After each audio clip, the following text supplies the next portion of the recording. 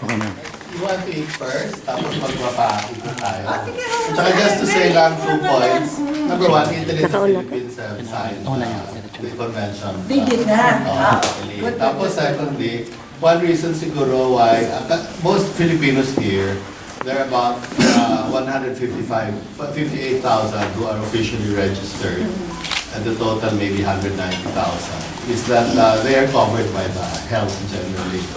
Kaya dito walang problema masyado. Wala masyado, meron pa rin, pero Not as much as in other countries.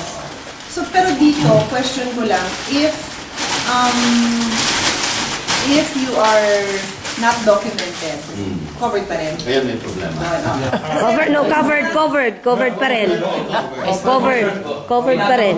Without document. Kasi ho, dito sa Italia, hindi ho pinag-uusapan kung kayo ay documented. Pag pinag-uusapan ho, ay health. Meron mo silang tinatawag dito na STP o Stranieri Temporaneamente Presente. Foreigner for temporary presence. Meron silang program dyan na magkagamutin mo kayo. Libre ang hospital, libre ang doktor, libre ang gamot, kahit wala kayong document. Pero some are afraid. Yes. Ayan ho ang problema. They're afraid na baka sila ma-deport. No. Pero, for example, in Pisa, there was a case, cancer siya, breast cancer. Hanggang ginamot siya, binigyan siya ng temporary permit to stay dito. Hanggang sa pagka-chemotherapy niya, okay naman. Yun lang sana, ma-address din sa lahat ng mga Pilipino. Para malaman ng iba na, ang documented dito, may posible naman may magamot kayo. Yun. Ang problema rin lang sa health is, wala tayo sigurong nag-explain sa kanila na Pilipino, na ito yung sakit mo. Minsan kasi buko lang, cancer na.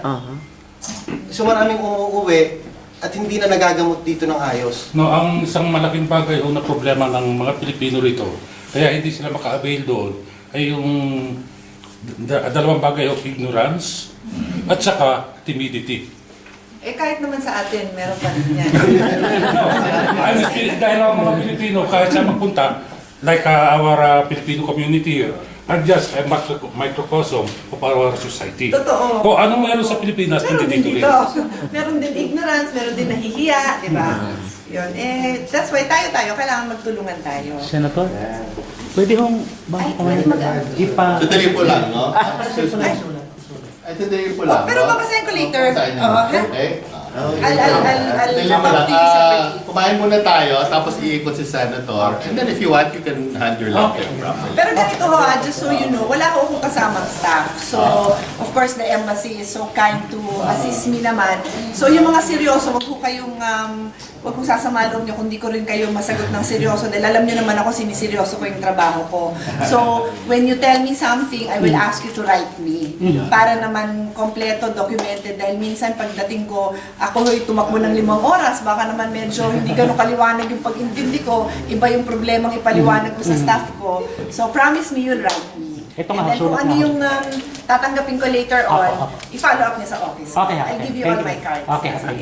Thank you. Kainin naman natin si Senator. Hindi ba mas babago ang status nun on the Philippine side, tama? Hindi ho, di ba? So ang nagbabago lang naman ho is on this side, di ba? So yun lang naman ang kiniklear ko. I'm not going to make a statement about it, pero at least on the Filipino side, wala naman ho tayong binabago, di ba? Yun ang importante sa lahat because to the extent na nagko-conform kayo dito, hindi mo na ako magko-comment doon kasi hindi ko naman alam yung palakad. Pero on the Filipino side, walang nagbabago doon. Bilang mga babatas mo, paparating mo namin sa inyo. Dahil itong sulat nito, hindi ko namin matanggap-tanggap dahil mandating to all foreign nationals in Italy.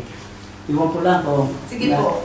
mandating ang pagtanggal ng middle name, mandating to all foreign nationals. Pero hindi naman totoo po. Pilipino lang ho ang tinatanggalan ng middle name. At sinasabi dito, sa 10 lang ho ang nagre-reklamo sa pagtanggal ng middle name. May dala na nga akong 2,800 na signature.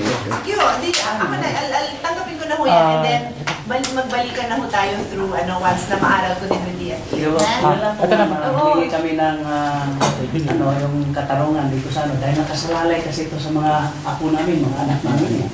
Pero on the Italian side lang. Hindi on the Philippine side. Kasi on the Philippine side, to a certain extent, yun ang sagot ko. Diba? Pero hindi naman Hindi, pero klaro yung sinasabi ko. At least on the Philippine side, wala tayo Wala magkasama. akong problema. So, Kaso lang, purely on the problema namin. Italian side.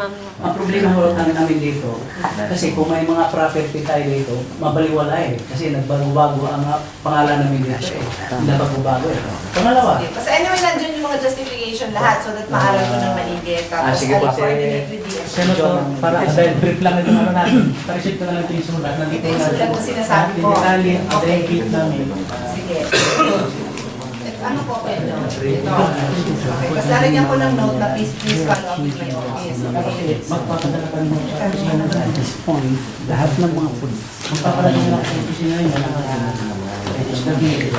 Hindi na, huwag ka na mag-abala, email lang.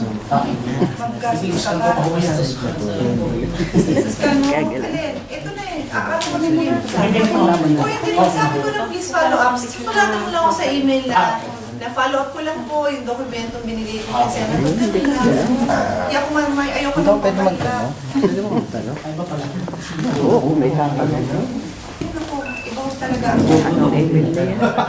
Yung tatakbo ng ng 2016, maghahanap muna po ako ng asawa. Ay, marami o dito, ma'am. Ihahanap namin kayo. Ay, sa marathon, seryoso masyado. Tama nga naman. Sorry, sorry. It's working on it. 42. Pasensya ka na. Standard. O, standard.